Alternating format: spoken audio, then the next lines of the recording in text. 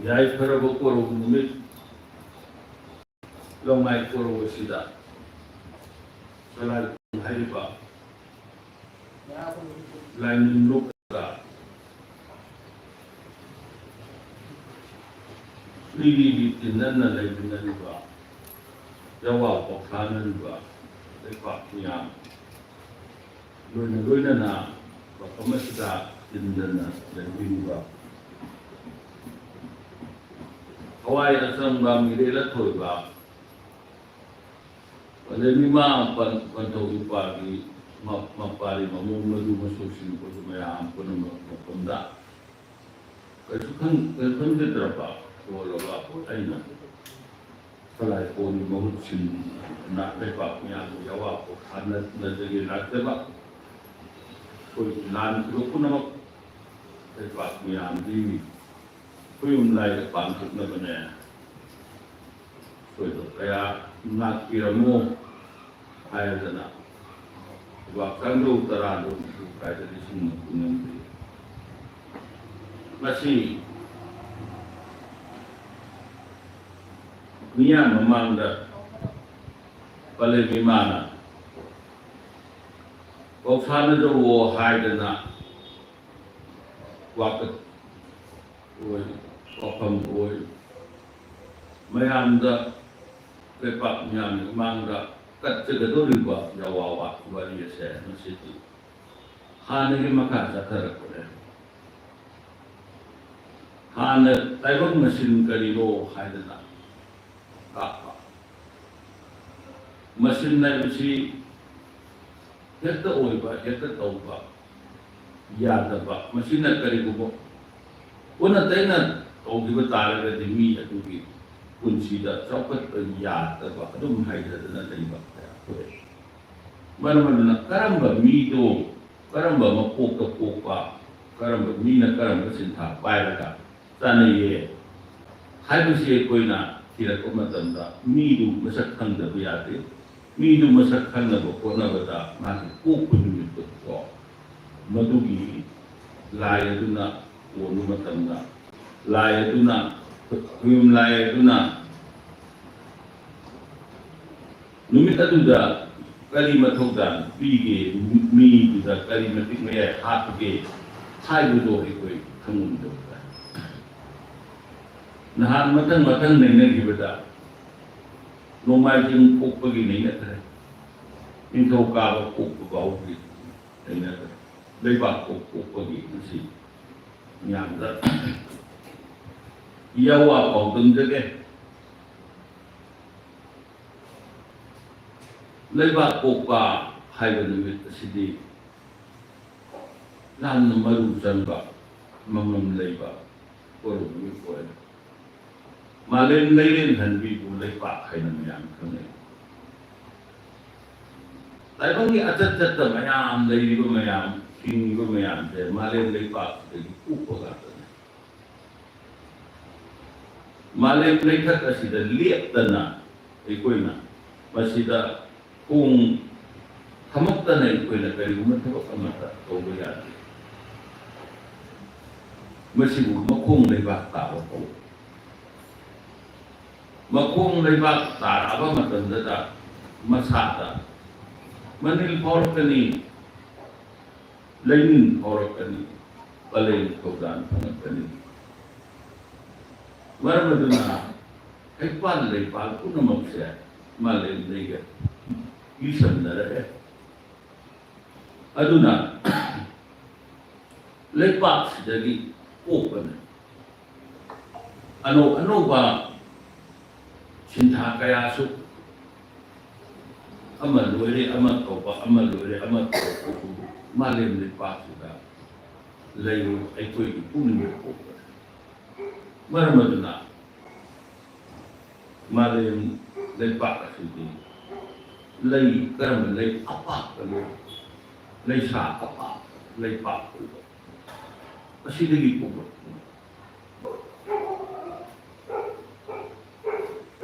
mahati panda uri badi karakan lei ko nunggi taibang amade ko kanana suti kanana suti leiron teret nonglon teret lei leiron teret sigi leiron amunda kana kari tawige haiba asi thawda chawkhale haiba science ki matam sidai koina thijanbada loibu ngamdi masigi matanda laija ipa irolungi taibang no masindari thijan liba nainari ko mayam se masida ekoina irolunga laija irolunga kari leiri bajano haibasi ngasi phawba ekoina thibasi loibu ngamba naiba natti taibang pansi khandaba udaba na pik khanda taibang pan se masida leipakpokpa ko korong ni se masidina karino haibada nung da jangmana tu nung jangba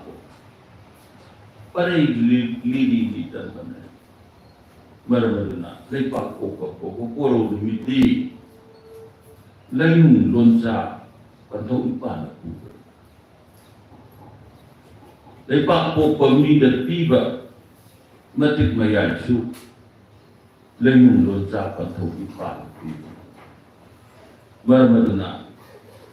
lain lonca kanano haidana tira apa matam dadi samu hakchang nungda ai bang na pari jange haina khalakpa opui kudung inna kalem panthogi masak thirake haina khalakpa matamda nungda luna thukna leiba taibang cha oiba ikoigi nungda hanungda luna thukna leiba panthogi pado mahako lainung no chako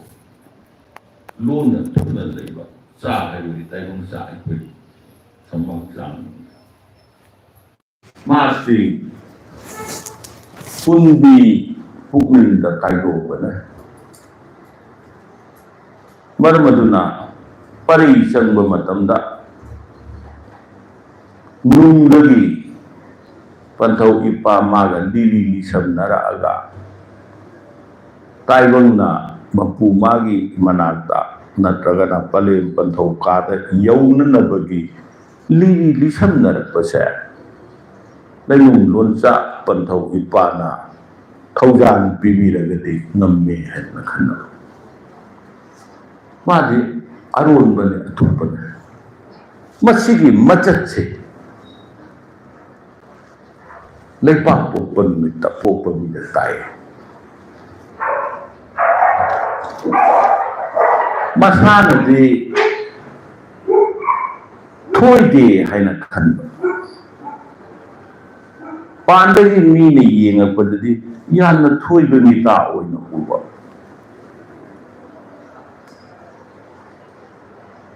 adugumba mita oigalle madi yokpa thakpada khara wai adugu masagi oinadi ariba kharatana penthokpa madu lisatama lei maramdi lainin param lakpane madi maina isingna yengtigalle thabak tauba matamda khajiktanna kan pengande magi lam mana kan tawribena madudagi hen atopa lame adu nungi thamoi nungda leiba pungnin wakaldana mapu kayona lamna bawala karamba hairaga koina phatana khalle karamba kudingo phataba nate ka lamba haibani aigi ka tagi atopagi ka yona lama ngambagi matik mayai se leiba bu ka lamno ko mase apabadasu jingba yai apabadasu jingba yai aigi oidaba potu aina oige hodaruradi masi su karambani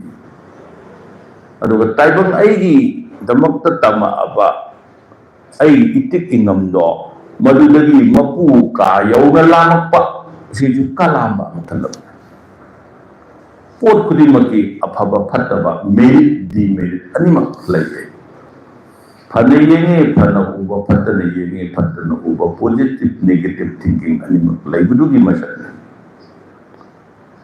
माके अनकपदी लैलुम Lonja पंतौ इपाना lily लिसम नरकतना ताइबम है लाइरम लेन ओंथोकबुना मधुगुम्बा लेपakpokpa मीसे मादि लाइनिगल मरमदुना ताइबम मियम लेन सिके केदोई आइगी न फरे अयाकी न खरयान चाहोबा खरयान लौसलौबा आई खरयान कलौबा मधुगी लिसतो मधुदगी तुंगा लगतना लाइरम लेन से मिरम लेन उन्हो के होनबा कांगू की लेपakpokpa मी इरक्तले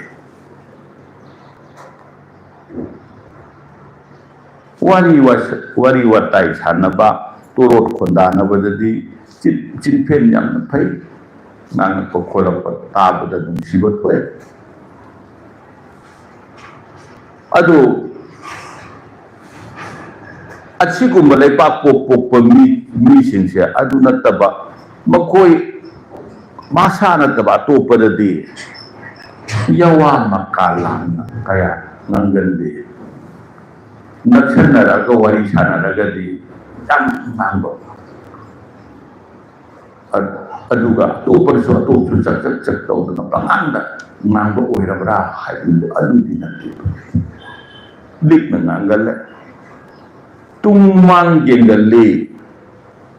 माकी ख्वाइदगी लाइबम फरीदी लैनुम लोंजा पंथौ इपान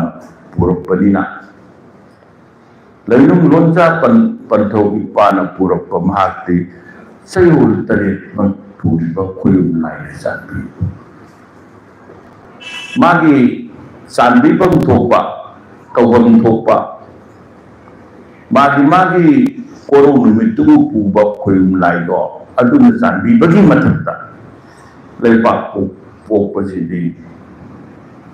मसाइगी सयोल अमगी मनुंगदा लैरिबा खुयुम लाई तरे मतो अदुगी नसु सानबी मरमदुना यामना लाइबक फबा पोकोय अदु महाती ताइबम लमदा लागदी कमाय तोय खुद फेट लेथोकप याम है मिलम नारम यामना खंगबा मियोय ओय मसिन सिंथा पांगलपददी सिंफम अमतदा लेंगदना लैबा मुदु ओइगंदे माजे अतोबु पाइबा पले मिमान करी हबेगेदा अदुना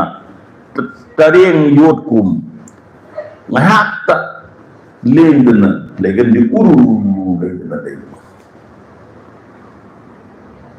थवाई पानबा सिंगी मसागिते नतना थवाई पानबा खुदिमकी मी खुदिमकी मयाम अदुबु नुंसीबा मोइगी दमक्ता खनबीबा चानबीबा मी ओय करिनो मसाय ऐन निसिंजेबा लेपakpokpa हाय लेपाक असिदगी पुनमक पुए फना तौरसु फतना तौरसु लेपा मालेम इमाजिना कनादा करिसु वाकदुदना मदु खाना मथौ पाले मसिगी रिसर्च है लेपakpokpa मिसिले अदुना कनागुमन करी है लेपakpokpa मिदी मनु कले मनु कल बजे करिनो विल पावर दे कईदोंदगी पहाय हायदुनो पंगा नांगुदु मथक्ता पल्ले मान ताकबिग्रे खरदन पेले मागी मफमद मयान तिंबीरबा मयान हराव सिनन लैमिनरबा ꯑꯗꯨꯒꯨꯝꯅ ꯅꯨꯡꯁꯤꯅꯅ ꯂꯩꯃꯤꯟꯅꯕꯗꯨ ꯃꯍꯥꯛꯅ ꯄꯥꯝꯖꯩꯌꯦꯕ ꯑꯩ ꯈꯔ ꯍꯦꯜꯍꯧꯔꯒ ꯀꯥꯟꯅꯩ ꯍꯥꯏꯅ ꯈꯟꯕ ꯃꯤꯁꯦ ꯑꯗꯨꯒꯤ ꯑꯣꯟꯅ ꯇꯩꯅꯕꯗ मागा ऐगे नुंसीननबु लेरगदि ऐगे खरा मांगजनो हायना खनबमि लेपाकपोकपमि थु अदुना लेपाकपोकपमि अयाम्बा लाइ निंगले सावरबदि मखै फंगे अदुगा नापीबसु नम्मे करिगुम्बा नापीररोय हायना माना खनबा तारगदि नापीरकनबा होनबदा माकु ngangnaba tainaba wai yamna phare haidana khanlagasu karigumba matamda itha thajadana khamsawso usulo karina kudamoy malem leipakse ikhan khamhodana yuha hai harakani khandi karam kani yuha harakani haibasi taibun lepa mandi sumai tawdana kari maramdagi mahana sawgibano haise khamudana sawrubasu mayaw lepa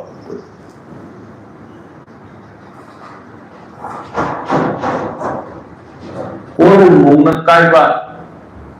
malin lain kaiba basibu nongkhong kaiba leikhong kaiba ko nongkhong leikhong kaiba badi kari tawgalagi hai param tuman ai koina khudna saba jagoina nongdai jagoi koido khongna saba jagoina leitai jagoi koido thakha ani se tuna panna bobona pada leipak pokpagi madui achoba mathau leipak pokpa khanba mathau kai aduna kari tawre mahakti leipak pokpasi aina ngasai thakta nisingjakhre lining bahaybasida kari yawe chatnabi ama yawe thorumul ama yawe parin patha awan naigale maduna chatnabi kupai setna paina leibadi leipak pokpagi leibadane mangsu tunggume tungsu mangume haidana khanba mangda chatliba palen panthausin tungda laiba pai imomsin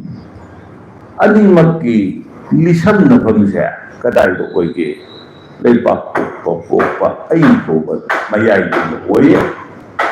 ai kobaduna mangda tungga samnai ngasi kobasina ngaranga hayenga ani samnabadawna samnabane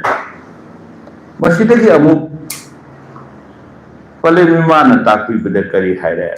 sina tungmang yengna chatkalli haidana palemimana hana thakta haibirabanina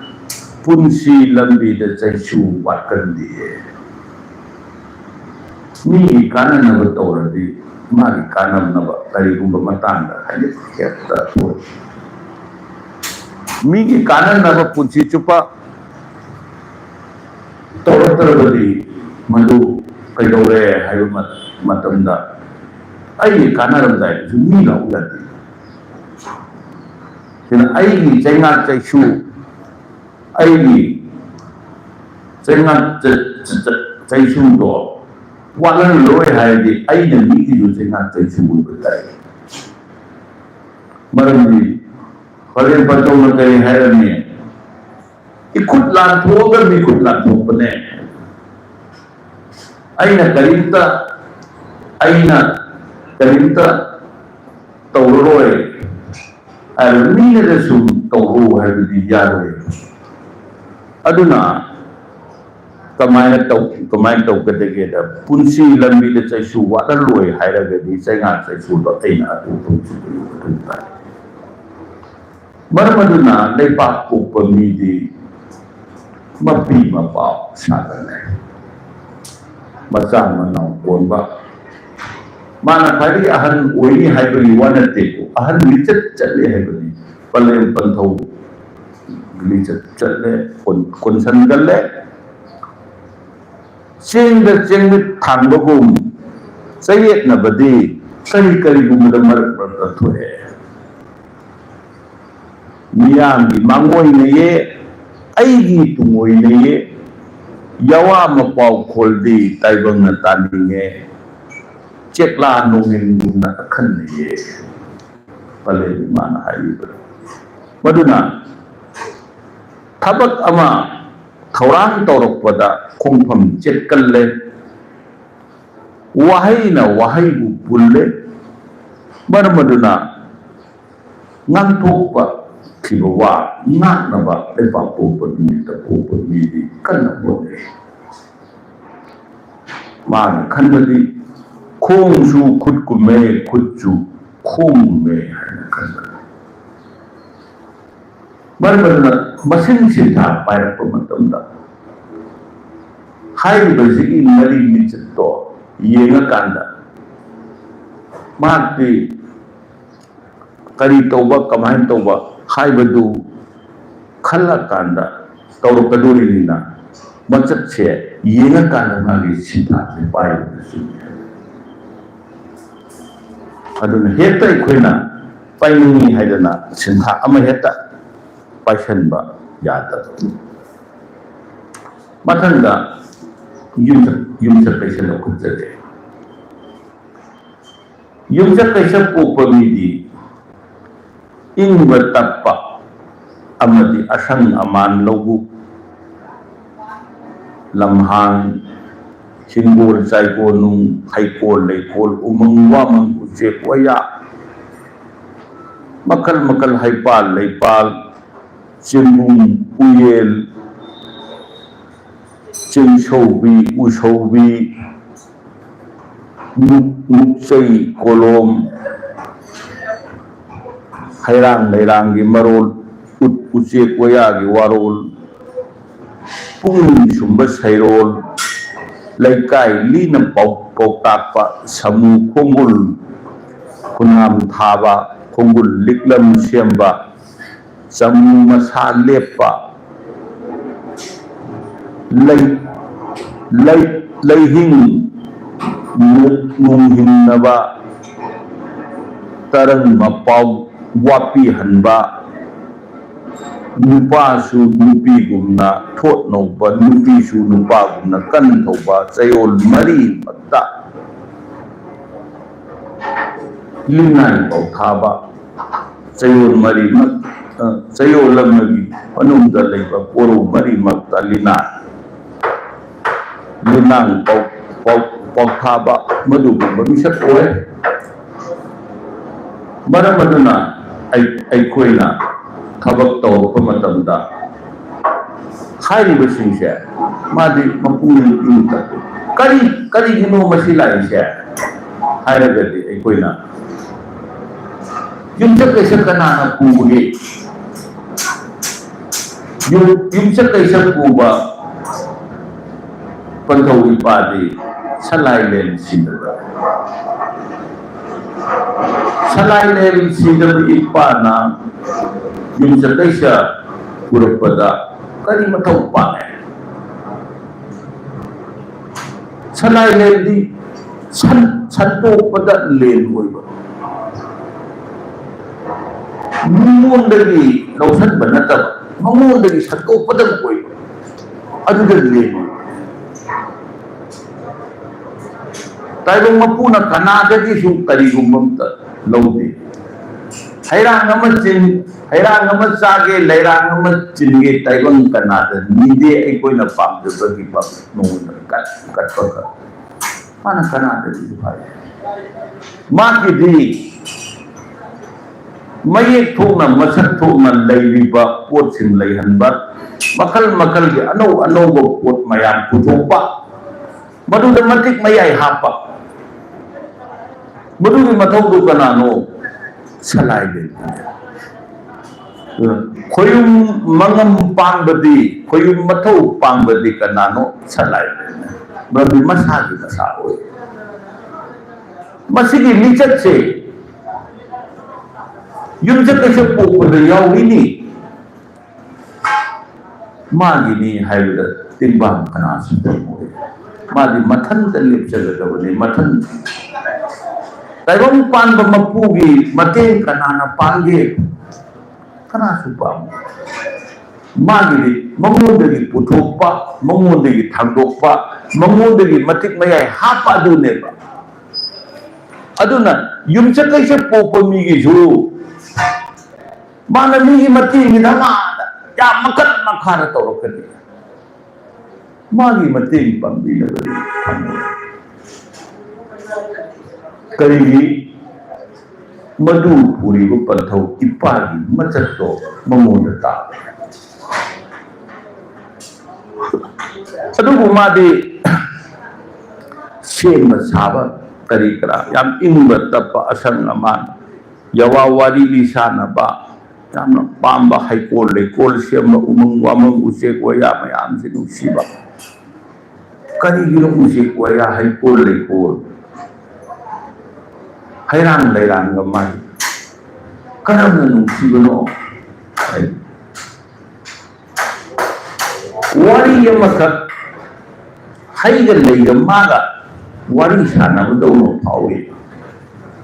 ising sayo matam dasu saibam thui na haiba nataba ahing ba thawai amada laide ising ko lang matam da laide ising pitapodo madugu madna se siju nasi gitu nasi ko wari sana raga hairang dasu wari sana berlairang dasu wari sana ba aduna makan masih macet saya tahu aduna masih macet si tayo begitu intai kemudian yang kelima aduna yawa wasana desa punna makka yawa wasana bagi masih macet masih mari leye hai bane adudagidi magdi kaidore haiba matamda magdi khoyum pausana basu matmakta madugi matik mayai mangonda lay paliwisat matam aduna kari haina tawrabage haiba matamda itha thajadana nupi june tanai pharatragadi nupa do kan mathau sinpham aduna tanai pharatragadi nupi ni hajana thokna meng leibudu yaratragadi nupa ubtari nupa to kalle nupa ni hajana kanna meng leirambado tanai pharatragadi thokna nonga nupi sintha pangat pangambagi matik mayai se yumsakeisa pokpa lagi malam dimana lupa sene nupi sene ani matik mayai do madugu salai le si dapat ipa si bener nupi wahai nupa wahai tu kanana pi beno salai le si dapat pantau ipa na pi beni aduna mahati nupi suku bangami nupa suku bangami mafam matam juwa aduna karam tawrage haiba matamda tungdi yana khanba masibu taibang nu oiba taragadi tungdi khonglam lambi yatpa aisu mane masu aine haina khanba mangsu uba tungsu uba mangda yenglabasu tung uba tungda yenglabasu mang uba adugi matik mayai ko yumsakeisa pokpa lay karigi laybano हायरगदि सलाई लेल सीदबद सेममिबा ताइबं थवाई पानबसिंग हैरान लैरान उरी उपान मयामदो मियोइबा हाइबा माले मसिन हेक लेइबुमगै लेहोबा याननबा मयाम मसिन लेदना कायदना लेहोबा याननबि purring पथाबम येनगा सेममिबनि Male सिमिनि ngahaktan dugi khanbana teba hayeng tungda mi sembrene mi semkan mi sina kali oirkani mi sina kali sagani kali hingani kamai tawdan leirakata ki haibagi paring da abawa khalla kana sim pikkarba khunangi maru amada khunan pambi achoba ma yawi haise aikoi khangna khunang pambi achoba adu yawa adumaina tawdana tungda lakadaba tunggi mayam do adu busu khangna mahana thabak tawe maramaduna mahaku palen imana takpi bada hairi haikon nana haifam semba lairang laifam lairik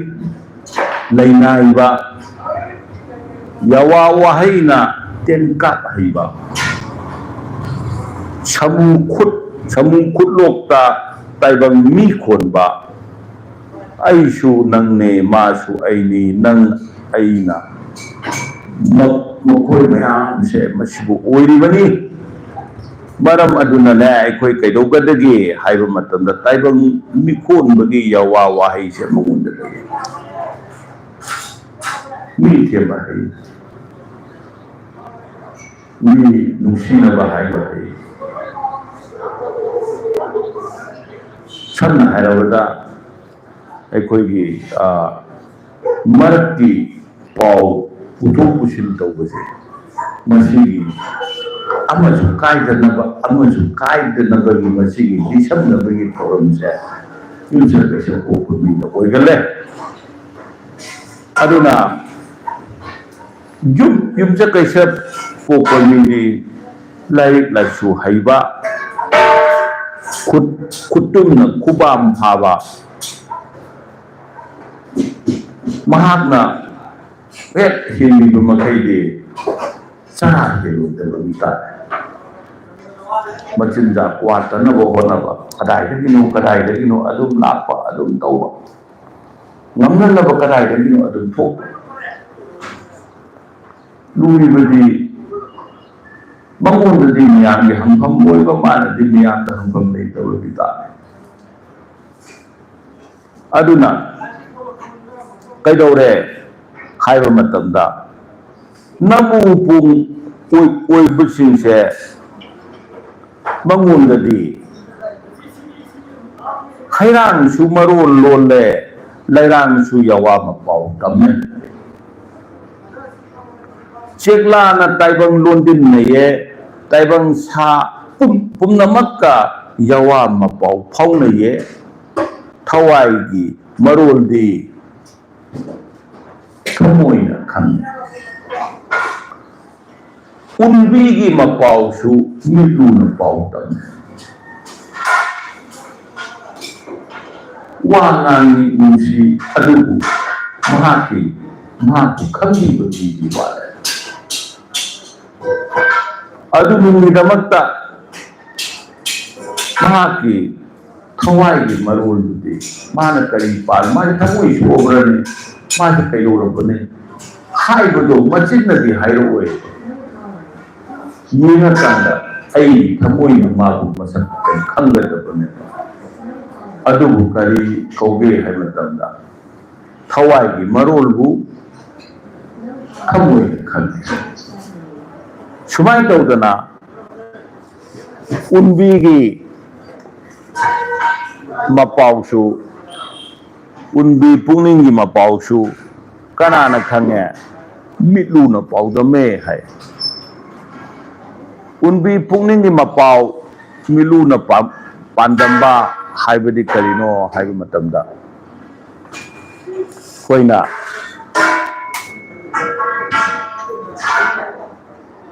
ꯂꯥꯏ ꯅꯤꯡꯕ ꯃꯇꯝꯗ ꯂꯥꯏ ꯈꯨꯔꯨꯝꯕ ꯃꯇꯝꯗ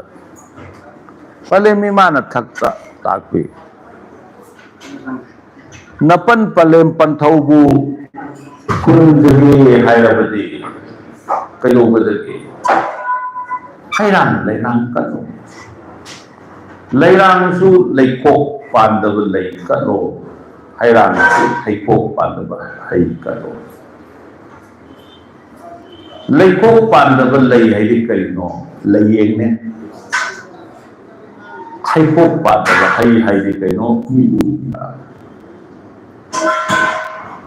ꯄꯥꯟꯗ ꯍꯩꯔꯥꯡ ꯂꯩꯔꯥꯡ ꯍꯥꯏꯗꯅ ꯂꯩꯔꯤꯕꯁꯤꯗꯤ ꯑꯅꯤꯁꯤꯒꯤ ꯄꯗꯝ ꯂꯥꯛꯄ ꯄꯥꯟꯗ ꯀꯠꯂꯤꯕ ꯃꯌꯥꯝ ꯄꯂꯦꯝ ꯏꯃꯥꯅ ꯄꯟꯊꯧꯒꯤ ꯄꯥꯝꯃꯤꯗꯤ ꯂꯩ ꯀꯠꯄ ꯍꯥꯏꯁꯦ ꯂꯩꯁꯦ ꯊꯥꯖꯤꯜꯂꯒ ꯀꯠꯂꯨ ꯍꯥꯏꯕ ꯅꯠꯇꯦꯅꯤ ꯅꯪꯒꯤ ꯊꯃꯣꯏꯒꯤ ꯑꯣꯏꯕ ꯅꯨꯡꯁꯤꯕ ꯃꯔꯣꯜꯗꯣ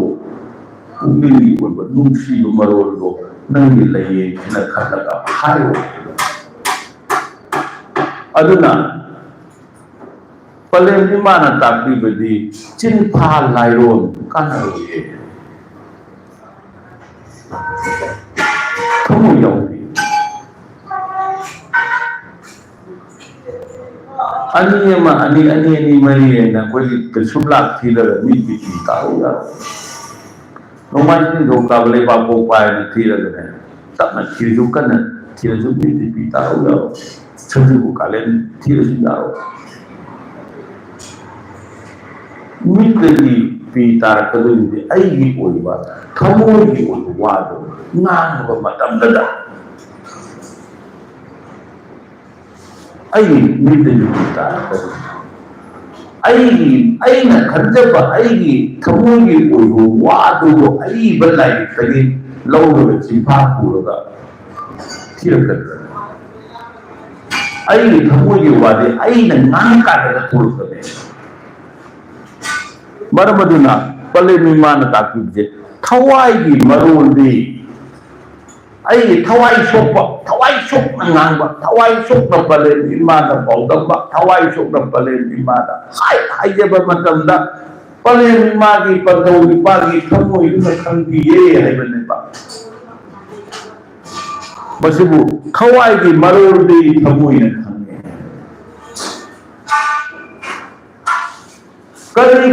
ꯀꯔꯤꯒꯤ ꯊꯃꯣꯏꯅ ꯈꯪꯉꯤꯅꯣ ꯃꯥꯗꯤ ꯑꯩꯒꯤ ꯊꯃꯣꯏꯗꯗꯤ ꯊꯝꯐꯝ ꯑꯣꯏꯔꯦ ꯃꯄꯨ ꯃꯥꯅ ꯑꯩꯒꯤ ꯆꯥꯛ ꯑꯗꯨꯅ ꯎꯟꯕꯤꯒꯤ ꯃꯄꯥꯎꯁꯨ ꯎꯟꯕꯤ ꯍꯥꯏꯗꯤ ꯇꯥꯏꯕꯪ ꯍꯛꯆꯥꯡ ꯎꯟꯅ ꯀꯨꯞꯄꯒ ꯂꯩꯔꯤꯕ ꯇꯥꯏꯕꯪ ꯍꯛꯆꯥꯡ ꯑꯃꯗ ꯂꯩꯔꯤꯕ ꯀꯔꯤꯅꯣ ꯄꯨꯛꯅꯤꯡ ꯄꯨꯛꯅ ꯅꯤꯡꯗꯅ ꯂꯩꯕꯗ ꯎꯟꯕꯤ ꯄꯨꯛꯅꯤꯡ ꯃꯁꯤꯒꯤ ꯎꯟꯕꯤ ꯄꯨꯛꯅꯤꯡꯁꯤꯅ ꯑꯩꯅ ꯀꯔꯤ ꯈꯜꯂꯤꯒꯦ ꯍꯥꯏꯕꯒꯤ ꯃꯄꯥꯎꯁꯦ ꯄꯂꯦꯝ ꯏꯃꯥ ꯀꯥꯏꯅꯈꯤꯕꯒꯤ ꯄꯂꯦꯝ ꯏꯃꯥꯗ ꯅꯨꯡꯁꯤꯗꯅ ꯌꯋꯥ ꯄꯥꯎꯗꯝ ꯃꯔꯛꯇꯅ ꯄꯨꯛꯅꯤꯡ ꯅꯨꯡꯉꯣꯟꯅ ꯍꯥꯏꯔꯛꯄ ꯃꯇꯝꯗ ꯃꯊꯟꯗ ꯃꯤꯠꯎꯗꯒꯤ ꯄꯤ ꯇꯥꯔꯛꯀꯅꯤ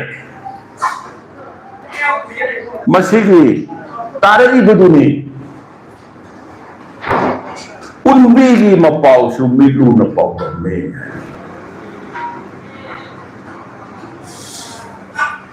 ꯑꯅꯤꯁꯤ ꯀꯔꯤ ꯍꯥꯏꯕꯅꯣ ꯍꯥꯏꯔꯒꯗꯤ ꯌꯨꯝꯁꯀꯩꯁ ꯄꯣꯛꯄ ꯃꯤꯗꯤ ꯃꯥꯒꯤ ꯅꯨꯡꯒꯤ ꯑꯄꯥꯟ ꯄꯥꯟꯕꯗꯣ ꯀꯌꯥ ꯍꯥꯏꯗꯣꯛꯀꯜꯂꯤ ꯃꯤꯅ ꯈꯟꯕꯤꯗꯦ ꯃꯥꯅ ꯅꯣꯛꯇꯅ ꯂꯩꯔꯤꯕꯗꯣ ꯃꯌꯥꯝꯅꯅꯦ ꯃꯥꯁꯦ ꯍꯔꯥꯎꯔꯤꯕ ꯑꯩ ꯋꯥꯔꯦꯅꯦ ꯍꯥꯏꯗꯤ ꯃꯥꯅ ꯀꯩꯗꯧꯅꯤꯅ ꯍꯥꯏꯗꯣꯛꯏ ꯐꯠꯇꯕ ꯅꯠꯇꯦ ꯃꯥꯒꯤ ꯑꯋꯥꯕ ꯍꯥꯏꯗꯣꯛꯎꯔꯒ ꯃꯤꯕꯨ ꯃꯥꯅ ꯈꯪꯕꯤꯕꯁꯨ ꯌꯥꯏ ꯈꯪꯕꯤꯗꯕꯁꯨ ꯌꯥꯏ ꯍꯥꯏꯕꯅꯤ ꯑꯇꯣꯞꯄꯗꯨꯅꯅꯦ ꯑꯗꯨꯅ ꯃꯥꯗꯤ ꯃꯤꯅ ꯈꯪꯕꯤꯒꯗꯕꯅꯦ ꯃꯍꯥꯛꯅꯗꯤ ꯀꯩꯗꯧꯅꯤꯡꯕ ꯍꯥꯏꯔꯛꯏ ꯃꯥꯗꯤ ꯃꯤ ꯃꯇꯦꯡꯒ ꯄꯥꯡꯉꯒ ꯂꯩꯔꯛꯀꯅꯤꯌꯦ ꯃꯥꯒꯤ ꯃꯇꯦꯡ ꯇꯉꯥꯏ ꯐꯗꯕ ꯂꯩꯔꯦ ꯍꯥꯏꯅ ꯍꯥꯏꯕꯁꯤ ꯃꯥꯒꯤ ꯑꯀꯣꯏꯕꯗ ꯂꯩꯔꯤꯕꯗꯨꯅ ꯈꯪꯕꯤꯒꯗꯕꯅꯤ ꯃꯥꯅꯗꯤ ꯍꯥꯏꯔꯛꯑꯣꯏ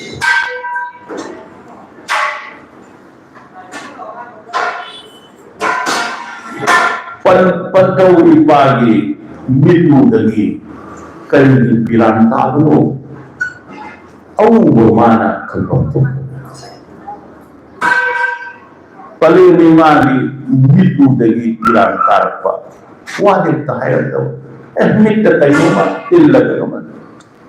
sanga maleta na hayrat pa masada masuda kanhan minda pa adu kari pirang iung gibanu hai bulu di mitu pirang uoba mapari mamo madu masu singna khandada bane adu khandada to ki misattu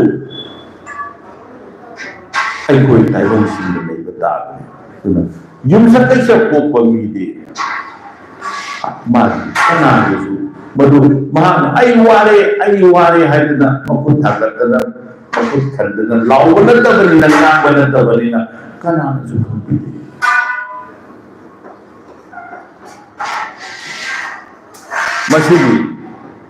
masih lihat saya salah lain sih dari tempat itu. Ina laisan khamba haibadi lai itu macet khamba. Kari mathau pambano kari macet no haibadu khamba du laisan khamo sine ba lai du ngore haibana te ba. Pan vicino masak tu nate hai ba magi macet tu khamu hai ba aduna salai len si da pantau ipa se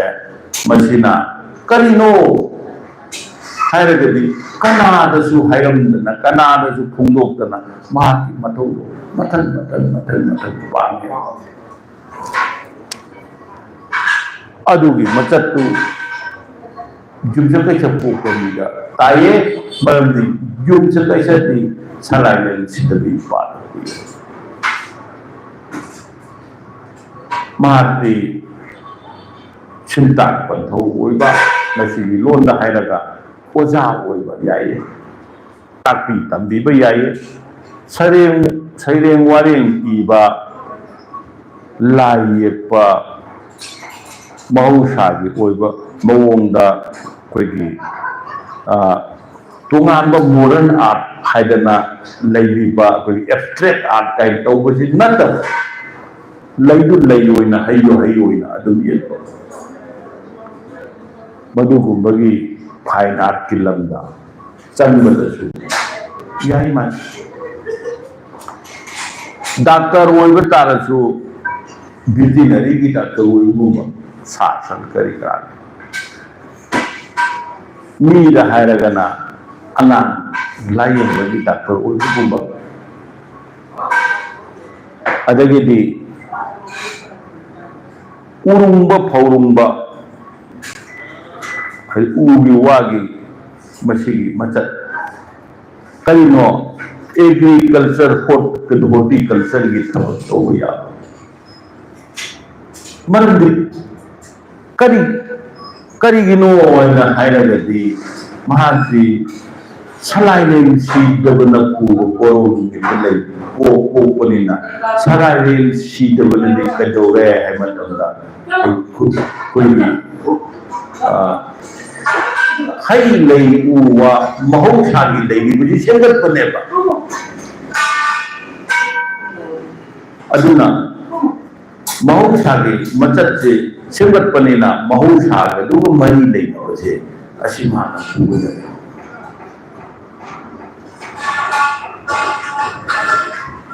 mahati haikha mapal ubada uhai kayam pandani khamba ngamba mine hai mami ubada masida adu torokani he khamba ngamba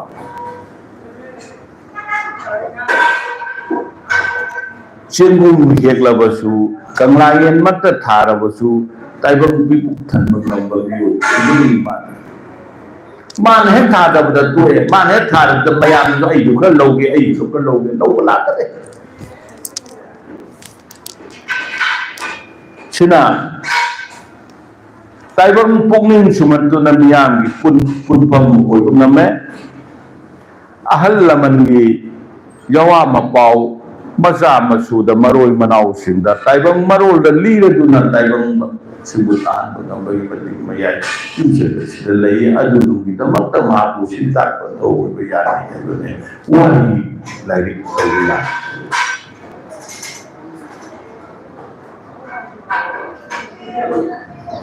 ꯃꯔꯝ ꯑꯗꯨꯅ ꯃꯥꯁꯨ ꯅꯪꯅꯦ ꯍꯥꯏꯕ ꯉꯝꯕꯒꯤ ꯑꯣꯏ ꯂꯝꯐꯩ ꯅꯈ꯭ꯔꯕꯗꯤ ꯍꯜꯂꯛꯄ ꯋꯥꯒꯜꯂꯤ ꯃꯥꯗꯤ ꯃꯃꯥꯟꯅꯕꯅ ꯂꯣꯏꯅꯕ ꯐꯠꯇ꯭ꯔꯒꯗꯤ ꯃꯥꯗꯤ ꯑꯗꯨꯝ ꯄꯨꯔꯒ ꯆꯠꯈꯤꯗꯅ ꯑꯃꯨꯛ ꯍꯜꯂꯛꯄꯗ ꯋꯥꯏꯑꯦꯕ ꯁꯤꯅ ꯂꯣꯏꯅꯕ ꯌꯥꯝ ꯃꯊꯧ ꯇꯥꯏ 마부 생각 비도바 마부 아파바 마이케이다 부르카도바 로이나부도 마시기 로다나 하야가나 성가 마가 로이나부티나바 아주 칸나티나바 함나티나바 마투다 마시기 마탔다 마티 사무 쿠쟁 바이나 람비 리숨 cat-catan matangay pati piingin matang angang yaman kuk na siya nabira na nang isip itaw po hay na kaya ba angang kuye angang nawaw matanda na aduna magkuk mamay yung nauna amok chumtok pa maduho na ba awabo oirak pa aduga mana karigumba pairage haidra pai hitaragadi kupai jet pai bangam mi nuri budi lan na pai garbadi haidisi aduna madu bidu aikoina khangba mathau tai badom duna magi di makhut masa haigan yumsakeisa pokpachi pale mimana tapi bada makut mami pale hai yeng bada da haye uba sung namme yeng braba sung namme uba sung haye kamana haye magi wakan nungda mana yeng akan asiri sbai toba yaga yai ni hai khana adu toba adu tai haye makut masa hidale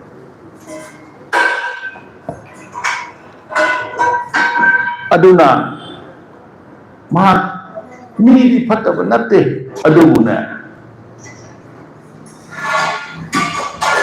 wa mabu ni wadi hayo gadi maru adu kana su kalu pale di mana hai nungda wa thamasibu hatte haina khanbarane kari kaibakisida mapuk manungdo wa suktham thamdaba misibu kanasi loina mapukdo wa tham aduna nungibadi mahakki mai da maisa yawbabu mai khu karabadi mai leire haina khanbabu ꯑꯩꯈꯣꯏꯅ ꯌꯦꯡꯕ ꯃꯇꯝꯗ ꯃꯃꯤꯠꯇꯒꯤ ꯃꯄꯤ ꯇꯥꯔꯕꯗꯤ ꯃꯃꯤꯠ ꯅꯥꯕꯒꯤꯅꯤ ꯍꯦꯛꯇ ꯈꯟꯕꯗ ꯍꯔꯥꯎꯕꯒꯤ ꯇꯥꯔꯛꯏꯕꯔꯥ ꯅꯨꯡꯉꯥꯏꯕꯒꯤ ꯇꯥꯔꯛꯏꯕꯔꯥ ꯑꯩꯈꯣꯏ ꯌꯦꯡꯕ ꯃꯇꯝꯗ ꯇꯥꯔꯛꯑꯦ ꯑꯗꯨꯅ ꯏꯌꯥꯋꯥ ꯋꯥꯔꯣꯠꯅꯔꯛꯄ ꯃꯄꯥꯟ ꯊꯣꯡꯗꯗꯤ ꯌꯥꯝꯅ ꯅꯨꯡꯉꯥꯏꯕ ꯍꯔꯥꯎꯕ ꯅꯨꯡꯁꯤꯕ ꯃꯥꯟꯕ ꯊꯃꯣꯏ ꯃꯅꯨꯡꯗꯗꯤ ꯀꯞꯄ yumsakeisa pokpa bido oirani madu khangna aikoina mahaku luyuhiba tai matamgi matungina punglunggi matungina jagoi sapa mathau tai masigidi matang asida khairasi palemi mana takpiribasi maru oina sayur amagi manungda leiriba Numaji di doka balai pak payung sekaisa segul sel irai tanda haiba kuru singbum tari ni sia masih kuiba kulim lai do khuyum lai sat khangaba matamda khuyum lai dugi lisat sajat nin matawdo madu ko tailani do da mamita masi chat manana tawgani harante ayabana tawgani aduna aikoina masin sintha pirakpada mahaki machat yengna sintha pigadabana natrabadi samui mako ilungda polbai tarakan sanduna mayam punamak matang sila masigi oladi salai ko may kay lagi puning lagi hadat kita siya ako'y na ingatan. Ingatan. Huwag mo amatang kayo sinabi. Ingati kong sana. Yung awaan na tarak pa. Langkang mayang lagi. Kanina lagi ka nasta. Layrang ang ama. Puntong uwang naga. Lala. Tulang madanan ng lasya ang hapagat. Ini primati mami palakana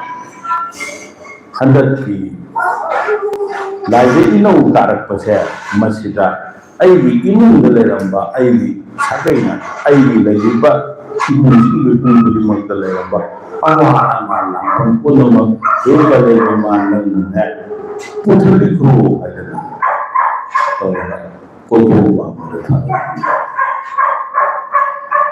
masih menteri hari mana laku amada tungan lah melalui koi layang masu ohum hayran masu ohum sen masu ohum haroi ahamba ama in masjid ama mayandu harpe hayran laja isin siendana leba mafam amada mayan punamak siya hairaga ay kinung di mayan do misal kuting mamin padalat na bulay sa taam na bulay palakan masida laka na baawana ng pampunang pupiyo hairaga laja isinda sien kadana punbiku masisu kanani adalah pada lima tapi sebukatan yang sudah penuh buku dan ini ya